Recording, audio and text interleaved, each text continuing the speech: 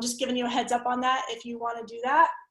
So, all right, well, yes, so I am Kimberlee Mendoza, Kimberlee with 2 E's. I always say that because people like to call me Kimberlee, and I don't know what that is. It's not my name, so I always tell people it's Kimberlee with 2 E's. So first off, who am I? First and most important thing I can possibly share is that I am cohort 6 graduate at Johnson University. Yes, you'll probably notice somebody down in the corner that you recognize. So this was me and just a couple years ago, and so I have suffered through it all, and it is proof that it can happen. If anybody can do it, I can do it, you can do it. So before you know it, you'll have these pictures too. Don't forget to get the big one by the sign, because that's really awesome to have. I was very proud of that picture. All right, also, just so you know why in the world you should possibly listen to me at all, I have an MFA in writing, just finished that.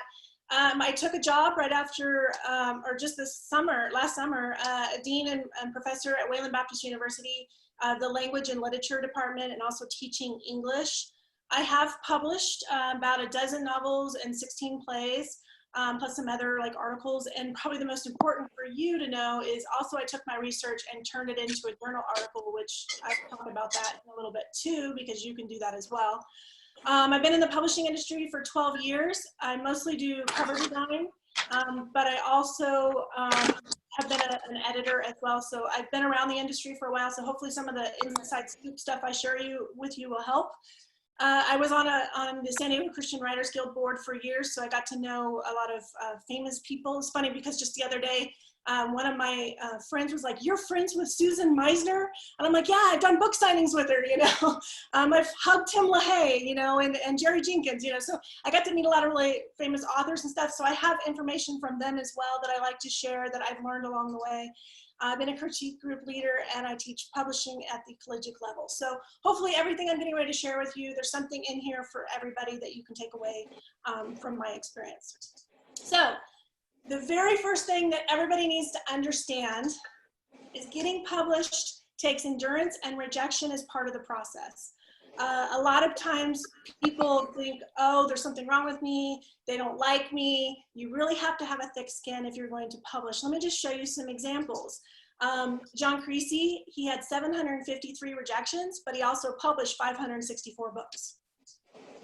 The Help, which was a movie, right? It's best-selling novel, was rejected 60 times. Stephen King's Carrie was rejected 30 times. The Diary of Anne Frank, 15 times.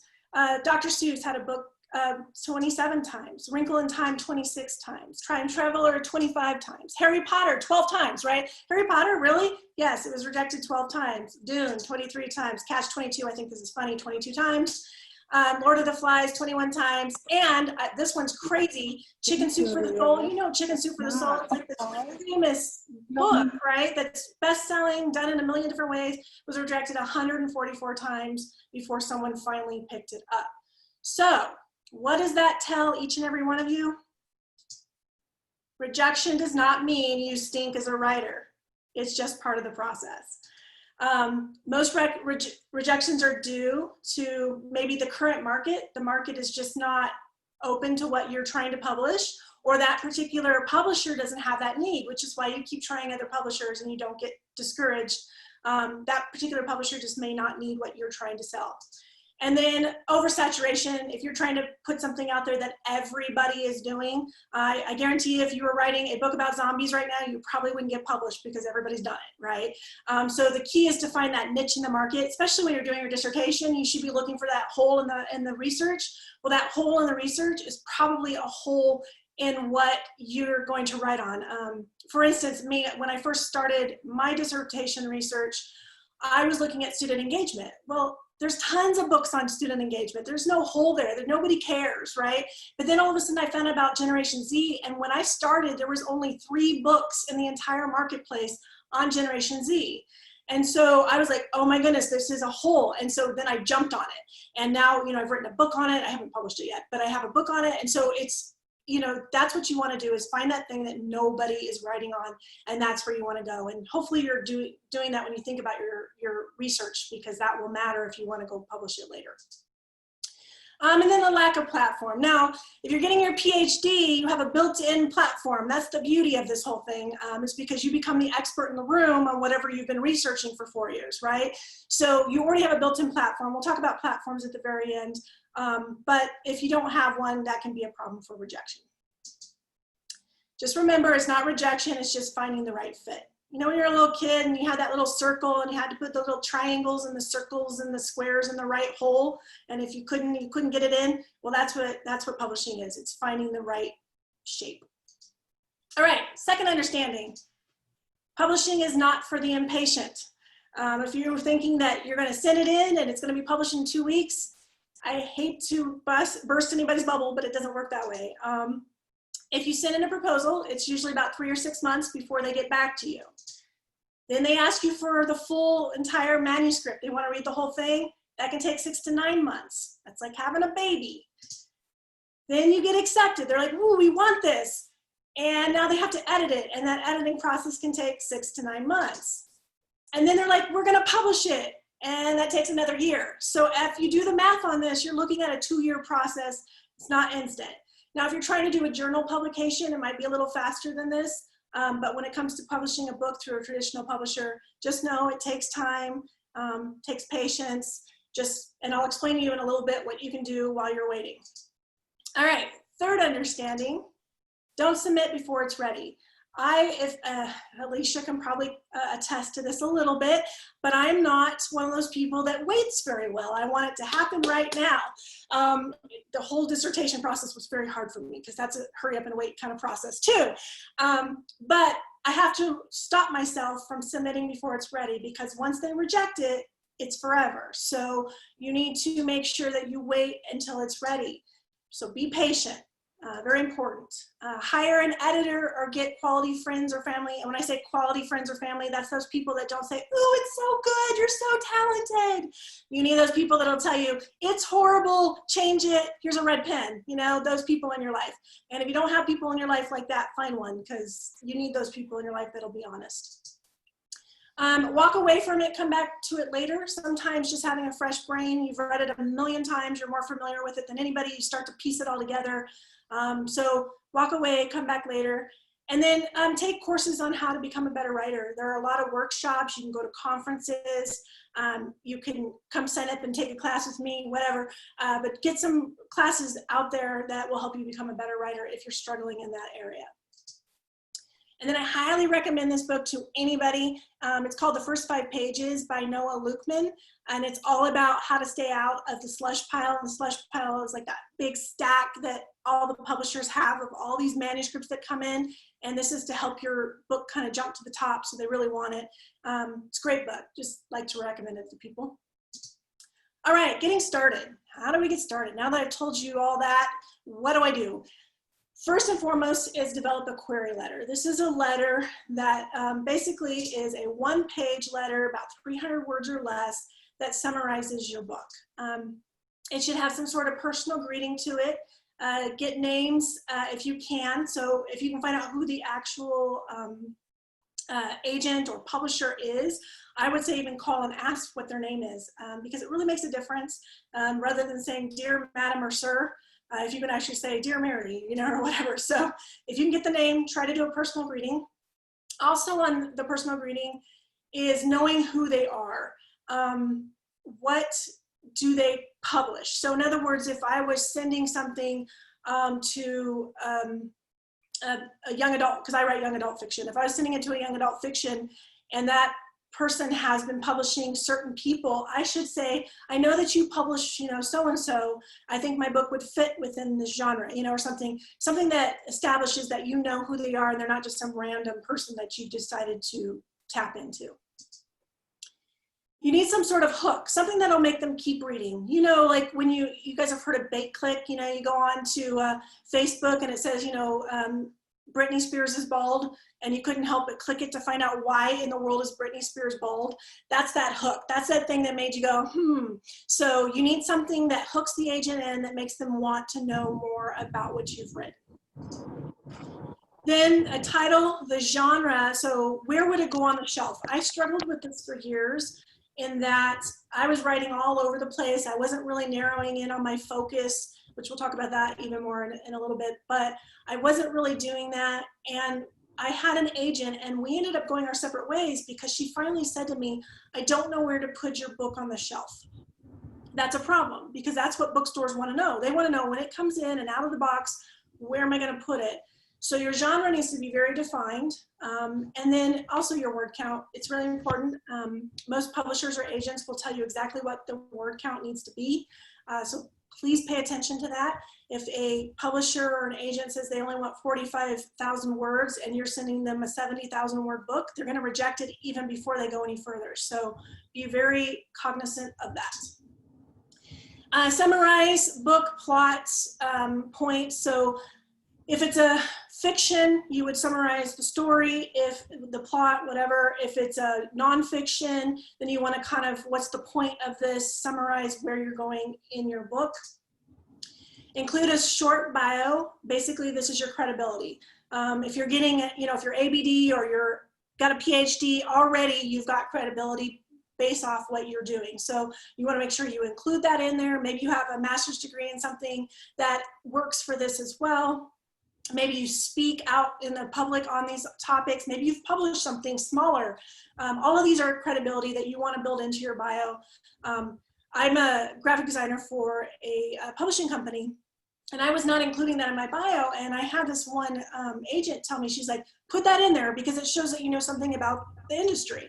I was like, oh, I hadn't even thought of that, So try to think through everything you can that makes, you credible in that area. So if you're a pastor and you're writing a Christian book, you want to make sure you pastor whatever church in there. You need to make sure that whatever makes you credible is in there. And above all, follow the submission guidelines. So before you do any of this, go to the website, find out what it is they're willing to take. If you don't do that, you're going to get rejected before you even get started. So make sure if they say they want a certain amount of words or they want this many chapters or they want it all in the body of the email, a lot of them do, you want to make sure that you know all that before you get going. Next is the proposal. So this is like, maybe you've done a query letter, because a lot of publishers will say, I just want a query letter. The next is the proposal. So this is a little longer. This is a little more intensive. I'm going to show you how to do what I've heard is the best proposal you can have. Someone taught it to me. It's not my original thing, but it was something that I learned along the way. It has a cover sheet, which I'll go through each one of these individually in a second, a one sheet, a table of contents, a synopsis, sample chapters, and a marketing plan. So let me go through each one. The first one is a cover sheet. So I'm just using mine that I'm trying to publish it right now. And you can see that it has the title, what kind of genre it is, and then the word count, and then your author contact information down below. That's really important. You want to make sure all that's on there. Then a table of contents so they know exactly what you're sending them. And then we call this the one-page sell sheet. And on each of these, so you'll notice I have and it says working title because publishers have a right to change your title. I just want to heads up and don't scare you, but they did it to me one time, hated the title they gave me, but it was either that or I didn't get published, so I finally went with it. So you want to make sure that you just put a working title, then the word count, and then notice it says manuscript complete. Now, when you're writing a nonfiction, you can sometimes have it in process. So you can say like 50% finished or whatever. If you're writing fiction, it needs to be complete. So just heads up on that. Then context is basically what you would have on the back of a book. If you were to turn a book over, what's the blurb on the back? That's basically what goes there. The audience is who would read this book. Then marketing is what books are out there that are similar to yours, and then what, and how is your book different? So these are the books that are similar, like I have on here, iGen or Generation Z Goes to College. Those are similar to my books, but they're not about engaging in the classroom. So it's a little bit different. That's kind of the thing you do. And then just a really brief author bio, the same thing that you kind of put in the query letter, you would just move over into this.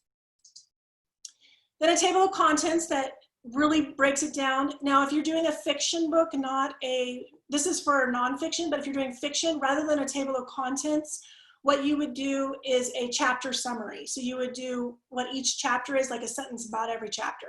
A little more extensive, and then some people will take this table of contents even in a nonfiction and write out what each one kind of covers. Sometimes the publisher will tell you which they want. Right now mine just has a table of contents. Then your sample chapters, usually they will tell you exactly how many they want. Some want 1, some want 2, some want 3, some people will just say 50 pages. So whatever they say, that's what you want to send them.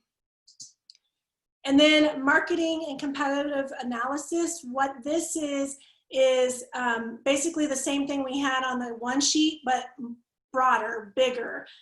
So how is this going to compete in the marketplace? How am I going to sell this? Who's going to want it? That sort of thing.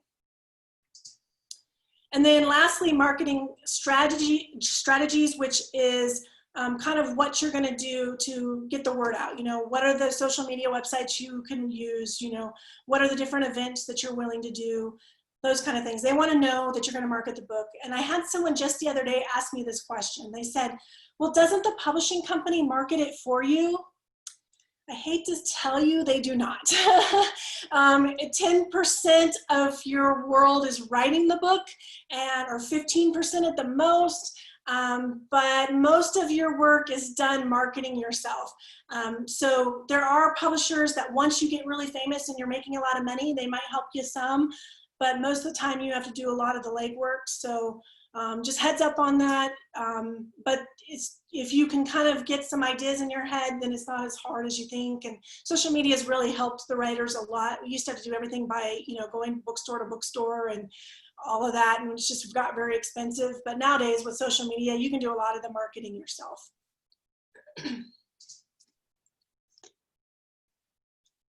So the next one is the writing. For those that do fiction, I'm really going to hone in on some of this. If you do nonfiction, some of this will apply as well. Be careful about point of view shifting from one point of view to another. Stay in one head. A lot of people head hop, and so if it's about Mary, I shouldn't be able to what John is thinking. You want to make sure you stay in the same head. A lot of new writers do this, and it is death to your manuscript, so don't do it if you can avoid it. This is both fiction and nonfiction, show versus tell. It's a difference of me taking you to the movies or me telling you about the movie. One of them makes it feel like I'm part of it, and the other one makes it feel like you're telling me about it. So showing somebody something is always better than tell. One little thing you can do is do a search on the word was in your manuscript. Everywhere where the word was is probably passive. So was sitting could just be sat, and instantly it's more present. So keep that in mind. Passive voice versus weak verbs. For instance, slowly walked could be sauntered. You can definitely see the word sauntered. Slowly ran, bolted. Those words are stronger. The stronger your verb, the stronger your writing. Simple dialogue tags. She said, he said. I can't even think of a fancy one right now. There's just these fancy ones that new writers use all the time, and I know that publishers say that's a sign of a new writer. They don't like them. When you get famous and rich, you can use some of the other fancy ones, but in the meantime, just use the simple saids and asks. Don't get crazy. Avoid repetition and cliches. Nonfiction, especially, a lot of times it's really easy to use cliches because we can't think of any new way to say it. Better to pull that out, even in your dissertation. I think I probably got pegged for a few of those in my dissertation, and they got to come out, and you want to start trying to find new ways of saying things. It's better. Grammar and punctuation, that's why I say step away from it, come back to it, because sometimes you just don't see that stuff. You read it a million times, and get someone who calls himself grammar police. Know those people that really can hone in on that for you.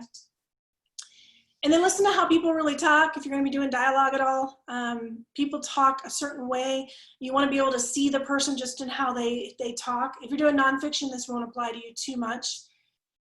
Lose those little darlings. We call this in the publishing world. It's where you have something that you just really like and you really want it, and everybody's telling you they don't understand it or they don't like it or whatever. And I always say the rule of thumb, if 2 to 3 people have said something about it, chances are it needs to go. put it in a file somewhere, use it in another book, but it probably doesn't work in the one you're trying to write. So lose those little darlings. And then, especially for people writing nonfiction, it's really easy in fiction to write engaging language, but sometimes in nonfiction, it can get really stilted, especially as you're coming out of your dissertation. You're so used to, getting your thesaurus out and finding the biggest, baddest word that's going to impress your faculty members so that they think you're really smart.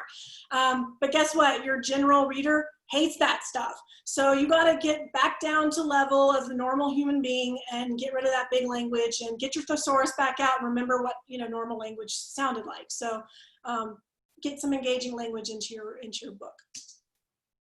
All right, how to find publishers and agents. These two books on the side are huge. If you're a Christian writer only, Stephen Lobby does a market guide. He puts one out every year. It tells you everything that Christian writers are looking for. And then if you're a secular writer or a Christian writer, the Writers Market 2020, that's the one that just came out. There's one every year. That one actually has Christian author stuff in it too. So you probably get more for your bang for your buck if you just get the Writers Market. But if you're only writing Christian stuff, you might not need it. But it has everything you need in it. It tells you which publishers are publishing what the word count is. It gives you their website, the agent's name, all of that. And it changes every year. So if you really are serious about writing, I highly recommend getting one of these every year.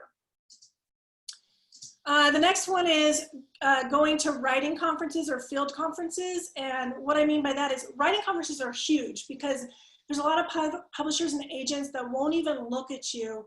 But if you go to a conference, it kind of gives you the top of the slush pile. They will let you send you their stuff. They'll give you the coveted business card and say, hey, send me your stuff. And so you get to sit down with them, you get to eat with them, you get to rub elbows with them. And I am a high believer in these. I almost made it until I decided to get a PhD. I was so close to making it in the big time. I knew all the right people. I'd gone to enough conferences. I just knew all that stuff. And then I decided to get a PhD and now I got to start all over again, but whatever. PhDs are good. So, but the other thing you can do also, if you don't go to just writers conferences, you can go to field conferences. And what I mean by that are things in your field. So things that, like if you're education, you go to education conferences. If you're business, you go to business conferences, mission conferences, etc. You go to these and you make connections, you network, you find these people, and a lot of publishers and agents for those things will come to those kind of conferences. And so you can really make good connections that can help you get a publisher or an agent. Books, articles, journals in your field, a lot of times they will kind of help you know who's publishing them. They might have a contest or they might be looking for papers or whatever. So by subscribing to the different things that you're used to, you start to get a feel for what is out there and what they're looking for. I highly recommend that as well. And then, so just so you know, I tried to pull these up earlier. I did a practice run earlier this morning, and I was unable to get these to show up for you. So if you want my PowerPoint when I'm all done, my email will show up at the very end of this session, and then I can send this to you and you can click on these links. But basically they're websites that might tell you who's doing what in your field. So for instance, leadership journals. It's good to know who's doing them, who wants something, so that you know how to get on there. By the way, I also signed up for Sage journals, and I get a lot of emails from them when they're looking for papers. So I highly recommend doing that, finding journals in your field that can, that you'll be looking for. So there's ministry magazines out there, especially if you have a certain denomination. They probably have a magazine for your denomination. And sometimes you can go across denominations depending on what you're writing. And then different writing websites as well, just finding out, who's wanting what, and highly recommend those. So like I said, if you want these links, just let me know. And then above all, Google it. I know that is like the, quintessential thing to do. Google it, because I do that all the time. I'm looking for young adult agents. And so I will type in young adult agents. Sometimes it's faster than the writer's market just to do that. Somebody's done 50 people looking for young adult articles. And then I'm like, cool, So Google it. It is your friend. And then just, I think I already kind of said this a little bit, but some publishers will only take agent submissions, and some agents will only work with people with experience. So it is a little tricky, which is why you go to conferences and stuff like that. However, how do you get experience? Well, I'm going to tell you so that you can go get that agent because you have some experience and something on your resume. You can write for newsletters. Newsletters are usually your easiest target because they're just looking for content, and they're usually pretty excited that somebody's willing to write for them. So it's usually very easy to get into. Or you can do your own newsletter for that matter. Anthologies is how I got my start way back in the early 90s. I started writing for anthologies. I send poems and little short stories and stuff like that, and send them to contests and all that, and it's a good way to get started. Magazines. Magazines are a little harder, but not impossible, especially if they're little small magazines or Christian magazines. Sometimes they're looking for stuff. You might be able to break into that. Journals, you know, once your research is done, turn it into a journal. I did that, got it published. So I highly recommend it, and I'll talk in a second how to do that because it is a little different, but it's definitely something. I mean, you've done all that research, why not do something with it? And so write an article on it and get it in a journal. It's a quick way. And if you're, I don't know how many people in here are looking to go into education, but if you are, you need to have a journal article under your belt. So you might as well get ready to do that anyways. Because they're always looking for that when you're trying to get hired. Blogs, these are great. You can do them on your own. They're free. You just start writing in there and blogging, and it's instant, free publication. And we didn't have this back when I was getting into this world, but they have it now, so I highly recommend it. And then you can self-publish. I will talk at the very end about why that's a good or bad idea, but you can self-publish. And then you can also get into smaller presses. All my plays are in a medium to large press, but all my books are in smaller presses. And so what I'm trying to do is break into the really big presses. There's 5 of them. They're in New York. They're very hard to get into. Only the best of the best get into them. But you can do that. Like I said, if you go to conferences, you meet the right people, you move into that and all that. Smaller presses are okay too. Nowadays, especially with POD publishing, which is print on demand publishing, a lot of people are starting to go to smaller presses because the big presses are just, you know, leaving everybody out. They're not working with as many writers, and they're getting, because of the bookstores, you know, getting smaller and smaller. These traditional publishers are not as willing to take a chance on people, but smaller presses are. So there's nothing wrong with a smaller press other than sometimes it's harder to get your book in a bookstore or something. But nowadays everybody goes to Amazon and Barnes & Noble and all that, and smaller presses are on there. So it all depends on what you're trying to do, but it is a way to get experience that someone might take a chance on you that maybe might not. So just something to think about. Best ways to stay out of the rejection pile. I know we all want to know how to do that, right? Join a critique group. I was not published until I joined a critique group. I had been trying to get published for, I don't know, 12, 13, 14 years. And I went to a critique group, and within weeks of going, I had my first acceptance. So I highly recommend them because they really help you see things that maybe you wouldn't normally see. So I recommend that highly. Be actively writing more than one project at a time. Because maybe your one project is just never going to get published, but your other project, all of a sudden, it's wonderful and everybody wants it. So if you're writing if you're putting everything, all your eggs in one basket, and that basket is flawed, or that egg is flawed, it's never going to go anywhere. But if you're writing a lot of different things, maybe something will click and something will get you out there. And then once you publish one thing, possibly that one you put in the basket, it also is now publishable because they know who you are and they believe in you and all that. Research the market, find out what they're looking for. If you remember, I told you it takes a couple of years for something to get published sometimes. So the market is constantly changing. So you want to look at where the market is going, not where the market has been. Remember I said don't go publish something about zombies because that's where the market has been. Try to figure out where the market is going. And, you know, dystopian future right now, so I don't know, maybe everybody's going to start publishing things about COVID. I mark my words, they will. Watch it. All right, attend conferences. I know already said that, but I cannot emphasize that more, but it will help you stay out because you'll learn a lot and you'll meet the right people and they'll tell you what's wrong with your stuff, and it's really good.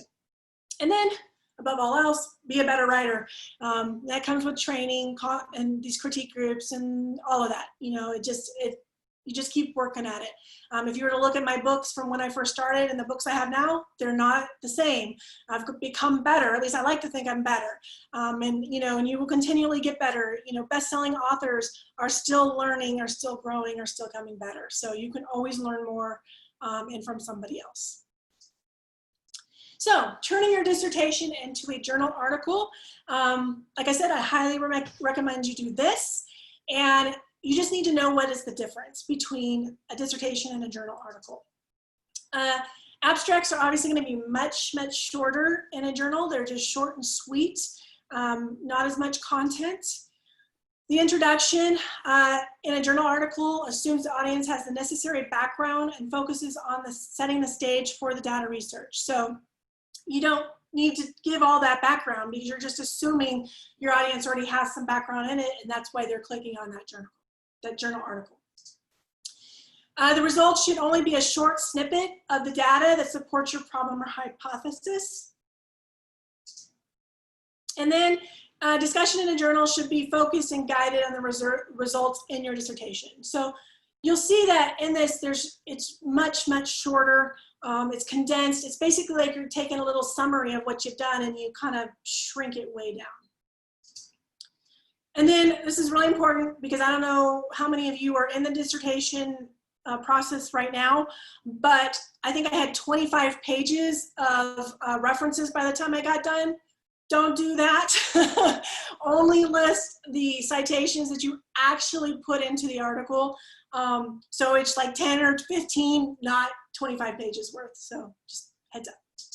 All right, turning your dissertation into a book. Determine your audience. Who is your audience? Who cares about what you've just written about?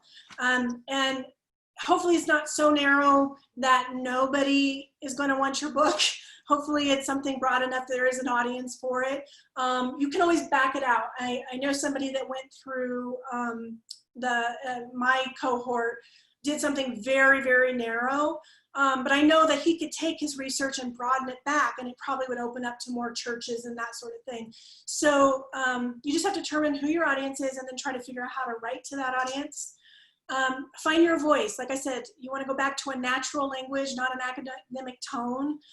Even my audience for mine is educators. Even though I'm writing for educators, I still have to come down from my academic tone and make it more normal language so that people will be engaged with my book. Because it needs to be engaging, right?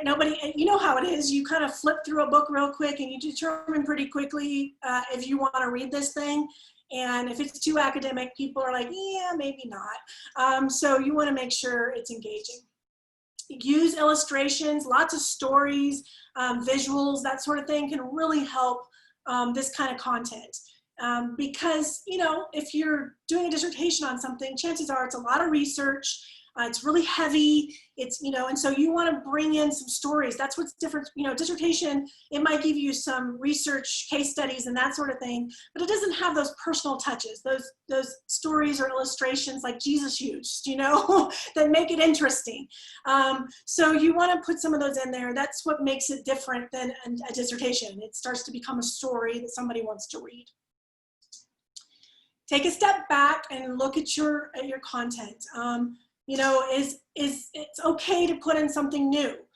Go do some new research. When I started writing my book, I went out and got some more stories, got some more interviews that were not in my dissertation, but that I could actually tell the full story. So don't be afraid to include something new in there. And then don't be afraid to leave something out. There might be something in your dissertation that just doesn't work for your current project. So don't be afraid to take something out. And then I really highly recommend this to change your title. Here was my title on my dissertation: Engaging Generation Z, a case study on motivating the post-millennial traditional college student in the classroom. Kind of clunky, not super engaging, great for a dissertation, but my title for my book that I'm trying to publish is Teaching Squirrels, Understanding How to Reach Generation Z and Create Lasting Engagement. So you can see that, it's still scholarly. It's still going to appeal to an educating, educators, but it's much more fun. It's much more you know, something that would be on a bookshelf. The first one's kind of like, you know, it's very serious. And so trying to find something a little more fun, I think, is important, or something that somebody would lift off a bookshelf for some reason or another. All right, managing the process. It's very important as you start to send things out that you keep track of the what, who, where, when. You don't want to accidentally send it to the same person twice. I did that once. Don't recommend it. They instantly reject you when you do that, so you don't want to do that because you look kind of silly. So this is what I do. This is just kind of a sample of my publishing log. Everything in gray is rejected. Yay. Everything in green has been accepted. Everything in yellow is out and about at publishers right now waiting for an answer. And then everything in white are things I've written that I haven't done anything with yet. So I just keep track of it and color coded, whatever works for you. Someone showed me what they did and I adopted it. And so I'm showing you what I did. You can adopt it and change it however you want, but I think it's really important to make sure you remember who you're sending your stuff to. Okay, so the process, just remember patience. It is a slow process. We talked about that in the very beginning. When the contracts come in, I highly recommend having someone look it over with you. It's very important because you may be signing your life away and you may never have the rights to it anymore. When I did my journal article, I gave my rights away to that article. I will never have the rights to that article again. And I thought about it and thought about it and thought about it. And I finally said, I'll write a book about it. I won't worry about my article. So, but just know what you're giving away when you do it. It's really important. Editing, then the next thing is they'll start sending you edits. A lot of times they'll do that in Word where they'll put their edits on there and then you accept them or reject them. That takes time, but it's a really important process and don't hurry that. Okay, so here I'm gonna give you a piece of my advice that I have learned. I get really tired of my story. I get so tired of it, I don't want to read it one more time, but the editor sends it to me again. And I'll tell you, it takes everything in me to read it again because I don't care anymore. I'm like, just publish it, I don't care. Well, I did that one time. And I had somebody walking up, this is years ago, one of my old books, and I was walking in a parking lot and this lady's like, I loved your book. And I'm like, oh, thank you. She goes, but there's some errors in it. Can I show them to you? I was mortified, you know? So take the time, don't get frustrated. You're gonna read your book 10, 15 times. That's why I said take a step back from it. Just tell your editor, can you give me a few days to just kind of detox before I read it again? They'll understand, it's not a fast process, but you definitely need to take that time and go through it. Then it's marketing time.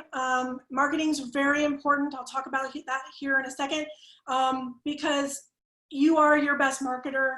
It's really important that you dive into that. And I have failed on that. That's something that's my bucket list for this year is that I'm going to get better at marketing because I don't like talking about my own stuff. It's so bad that my son has yelled at me because people will walk up to me and say, tell me about your books. And I go, total deer in headlights. So I'm really bad at self-marketing, but you have to do it as a writer.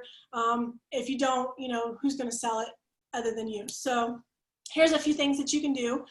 Remember, writing is only 15% of the process. The rest of it is all about marketing. So you can have a launch party, have a big party, invite all your church members and your family and your friends and all that. And chances are they'll all buy a book because they believe in you. And, every book you sell is important. Now, let me just give you a little thing of advice. I have friends that will give all their books away for free, or their friends will share them with one another. I don't do that. And I know that sounds terrible, but I don't do that because every book you sell is a number and every number counts to an agent or a publisher.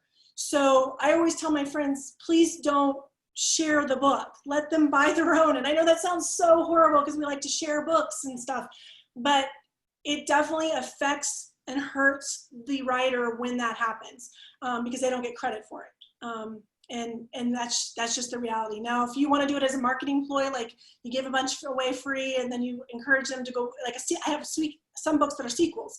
If I give them the first book free, maybe they'll go buy 2 and 3. You never know.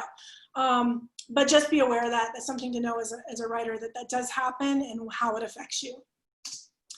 Book tours, you can do it like Right now in COVID, you can do them online where you kind of send them from one author to another. And we've done scavenger hunts where you go find something on every site and the person who finds all of them gets a free book or a free t-shirt or cup or something like that. You can do book tours where you go around to different libraries and stuff like that. Book signings, it's kind of like the launch party where you go into a bookstore or a library and people buy your book and you sign them. I'll be honest, I have never sold very many of these things. I sell like 2 or 3, but I told you I'm really bad about talking about my books. So maybe you'll be better at that than I am, and you'll do really great. I'm horrible. People walk up to the table, so tell me about your book. I got nothing for you. So it's really bad. Interviews, blogs, podcasts, any of these can work. A lot of writers love to do interviews. I've had several writers reach out to me and say, hey, can I interview you? And then you can reciprocate and interview them for your site. And so it gets people interested in you, lets them know about you, that sort of thing. Book reviews, huge, especially if you can find them in your genre. There's some really famous book reviewers out there. And if you can get on their site, people will go check out your book just for that purpose alone. Social media, can't downplay that enough. Facebook's great. If you can get on Facebook, they have a book click where people will have it on their sidebar, and if they click on it, you pay for it.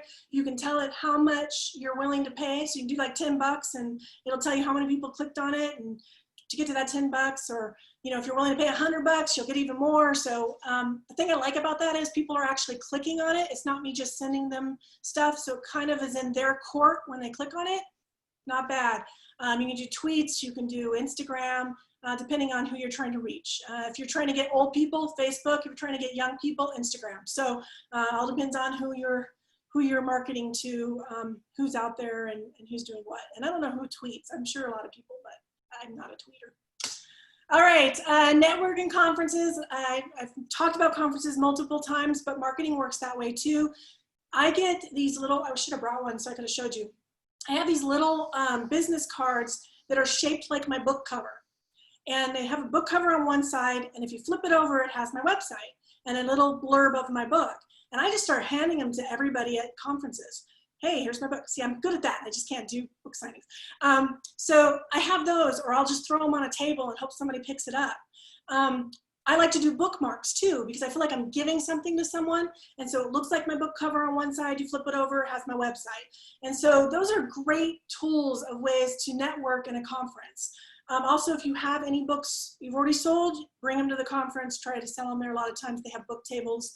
But the more you network, the more marketing you're doing, and authors are great for networking. And if you don't have a website, get a website. I cannot emphasize this more. Websites are the #1 thing agents and publishers are going to ask you about. So if you don't have one, you need to get one.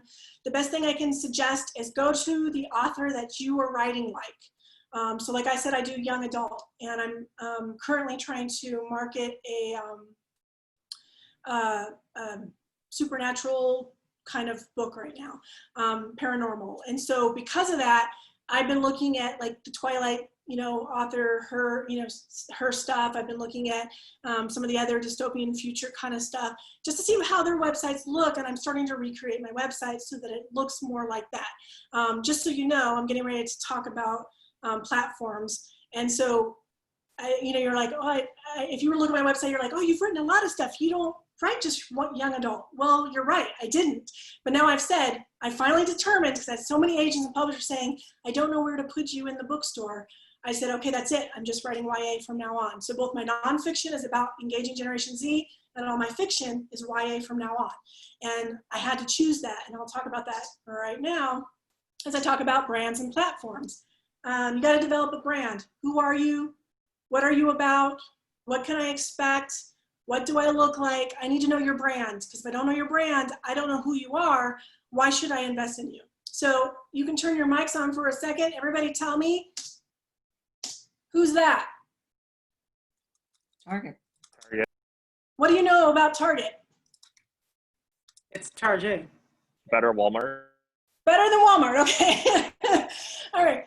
You know who Target is. I don't have to tell you who that is. There's no word there to tell you who that is. That's their brand. Who's that? Pepsi. Pepsi. How about that? Apple. Apple. All right, you all are, whether you're telling me or not, you all have some kind of feeling about all three of these things. You might be thinking Coke is better than Pepsi, or Pepsi's the best, or I prefer Dr. Pepper. Everybody in Texas goes, yes. Okay, I learned that they have 2 aisles of Dr. Pepper in Texas. What is that? I don't even know what that is. Okay.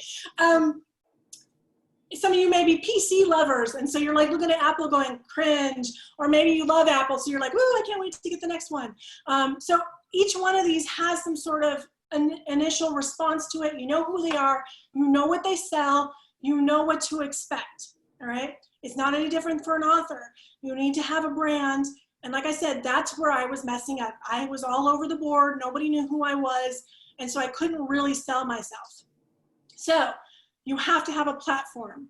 This is your expertise, your expectation, your connotation. So everybody turn your mics back on and tell me, who is John Maxwell? Leadership guru. Leadership guru. If you pick up his books, they're going to be about Leadership. leadership, right? You're not going to expect to pick it up and read a romance, right? You expect to pick it up and you know his expertise is in leadership. You expect to read about leadership. His connections are all going to be about leadership. That's just who he is. He has a platform and he has stayed with it his entire career. Stephen King, what do we know about Stephen King? Horror. If I pick up a book by him, am I expecting to read, actually he did write a YA and a romance, which really baffled me, and I'm like, I don't even know what to do with that. But you don't expect to pick up his books and read about leadership, right? So that's his platform. He has developed a platform, and we have to do that too. So you need to ask yourself, what is your expertise? Oh yes, we're all getting PhDs in leadership, but that is not it across the board, unless that's, you know, going to be the next John Maxwell, then maybe. But even John Maxwell has his, you know, his thing he's really narrowed in on. For me, it was student engagement, and I finally backed it up and said YA, so that I can write fiction about that too. So you have to figure out what is your expertise in, and that's where you start to build your platform. When you start to go speak at different engagements and that sort of thing, that's what you're speaking on. That's what you're the expert in. What will people expect from you? What do they know about you? When they say your name, what's it affiliated with, right? And then what connections do you have? The more of those networking you do and all of that, that will build your platform too, because as you get to know those people, you are going to be able to build on them. They're going to be the people that write the forwards in your book and that sort of thing. So all of that is important in building your platform.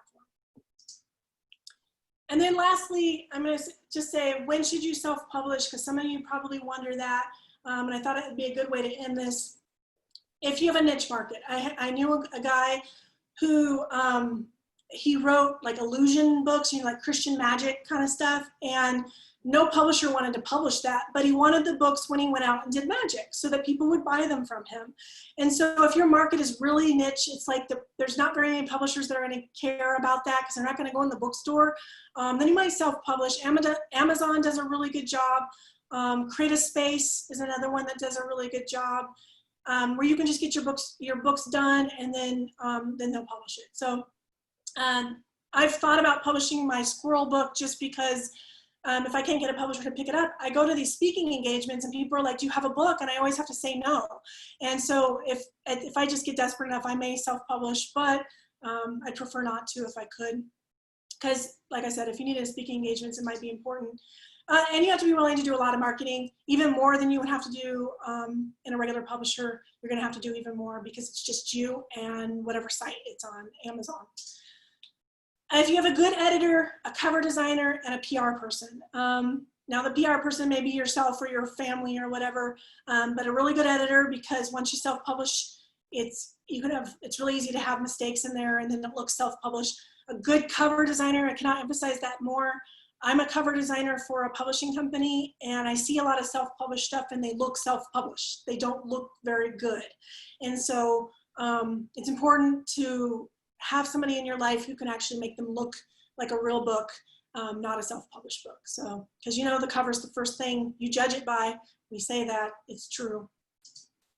All right, so I have my website down there and my email address. So if anybody wants a copy of this PowerPoint, you can email me. And I just want to open it up. I think we have like 10 minutes left. I don't know, for any questions.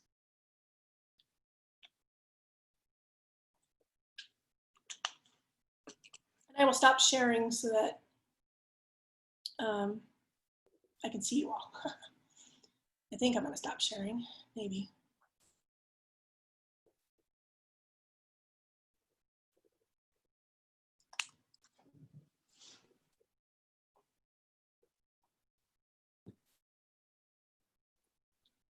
All right. Any questions?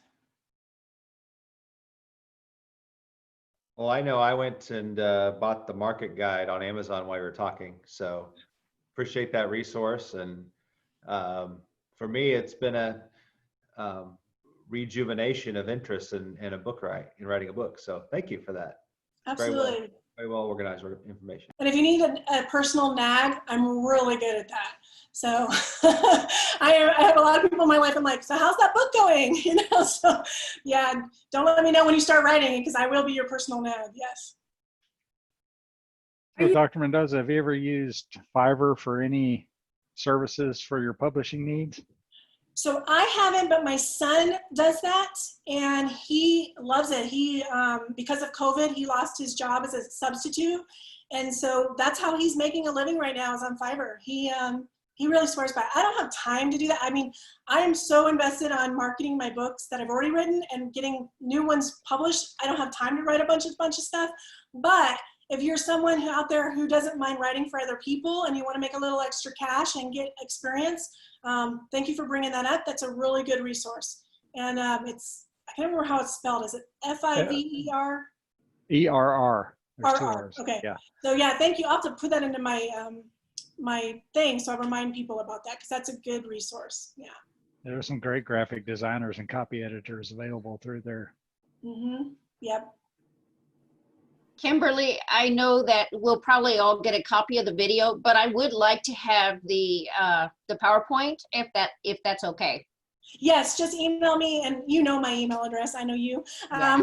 Just email me, and I'll shoot it right over to you. No problem. Sounds good. Thanks. Yeah, Kimberlee, if you'll email that to me, I'll put it with the video when I put together all the post-conference materials. Oh, good. And then everybody won't have to email me separately, unless you want to. You won't have to answer 50 emails. Yeah. Good. Make it part of the electronic swag bag. Yes. I love it.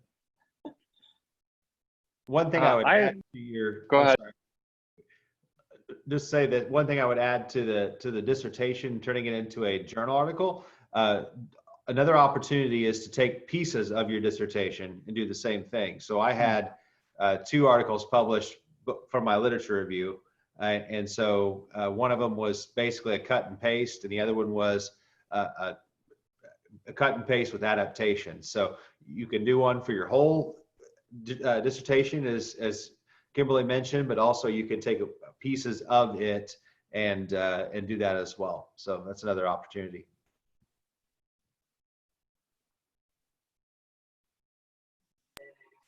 When you have something like written in an academic tone and you know, APA or, you know, choose your own, you know, style guide, and you bring it to an editor, I assume the writer or author needs to redo all that in the format that the publisher chooses, or, you know, move it to footnotes or, you know, XYZ.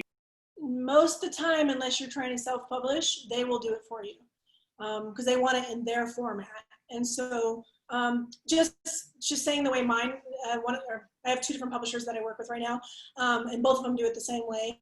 What they do is, so I send them my Word document, then they make all the edits in my Word document, and that goes back and forth probably like 2 or 3 times, and then all of a sudden it'll show up in book format, and it will come over to me in book format, and then we start editing in that. But by then it's no more content editing. It's typically more just like words here or commas, grammar, stuff like that. So yeah, so I get to see the book format before it actually gets finished. And I mean, if you're self-publishing, you might have to do that depending on the publisher, but you shouldn't have to do that with a regular publisher. When you mentioned that you you lost, I don't think you use the term lost your journal, but it became the rights of someone else. Can you explain a little more of that? I was just thinking about that, and something that I had just received as a recommendation for submission and for acceptance, and I never even thought to even look at something like that, to see that. Yes, so it says in my contract that they now own the rights to that. And it means that I can never send that article out to another publishing company. Now, there are certain people that will not, they will say after a certain amount of time you have your rights back, or some of them will keep the rights. So let me say it like this. My publisher that I have my books at, one of the publishers I have, I at any point can recall my books and say, I don't want you to publish them anymore. And I have done that. I have 3 books that I have recalled, and I want to redo them, and I don't like the way that they're handling them, so I've pulled them back. I can't do that with my article. My article is forever theirs. I can't take that article to another place and try to have it published. I would have to write something completely new and different. And I really, really worried about that, but I finally just went ahead and did it because I needed the publication for trying to get a job. So I guess you have to weigh those kind of things. And I finally decided, you know what, I'm a writer. I can write something else. Just let them have it, but you do have to be wary of that. This is David. For anyone who maybe has done a journal article peer reviewed, is that the standard way that it operates for all journals? That's kind of how I assumed it worked for everywhere in that, academic world. I'm pretty sure I've mentioned in previous sessions, but my candidacy paper was published, which then I put into my literature review. And so I had the interesting task of getting permission to print the journal in its entirety, the article in its entirety in my dissertation. And not only that, but then I had to cite myself within the dissertation. So that was interesting. But yes, I think that's pretty standard that you have to get permission to use it in publishing in other contexts. I would say probably they're pretty lenient from an academic standpoint of usage, but yes, I think that seems to be standard.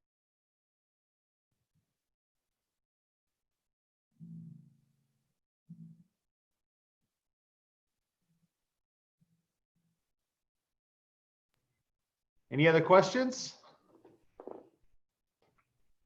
I don't mean to hog. So I was just gonna ask what a critique circle was. Oh, yes, you've got to get one. So this might be something you want to Google in your area to find out where they are. There are some online ones as well. But basically, I would say try to see first off if there's a writers guild in your area. I just found one in Lubbock, which is like 45 minutes away because I'm new to the area. So I was like, I've got to get a critique group. If not, I'll start one, which I have done before. And if you find a guild, usually they have a critique group, and that means they meet on this group meets on Tuesday nights, this one meets on Monday mornings, whatever. You find one that fits your time frame, and they're typically 5 to 10 people sitting around a table, and they all operate different, but a lot of times you'll hand somebody your paper, and then they'll hand you theirs, and you red pen it, and then you tell them what's wrong with it. And I cannot tell you, before those, I had no idea what POV shifting was, or show versus tell, or any of that stuff. And I went to those, and I finally understood it, and it made sense to me, and I understood why I wasn't getting published. It world of difference. And so they really, really do help. And it's great to have, the more numbers of people that look at your stuff, the better you get.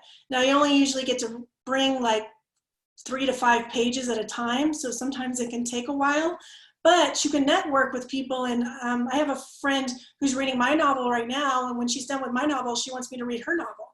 So we're networking that way. So yeah, I highly recommend it. And if you can't find a guild, just type in online critique group or critique group in whatever your city is. And there's bound to be something somewhere. Or if not, do like I do, go, get a room in your church and start your own.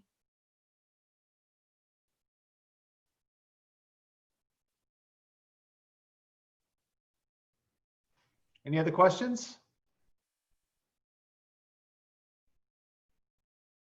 Well, I can confirm that in Texas, we ask the question, do you want a Coke? And then you say yes.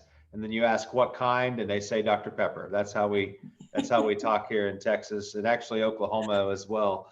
So yes, that's part of it. But Kimberlee, thank you so much for sharing. It was just wonderful information, and very cool to have you share with us in this way. Thank you so much. And absolutely, and if anybody has more questions later on, email me anytime. All right, everybody, it's the end of another long day.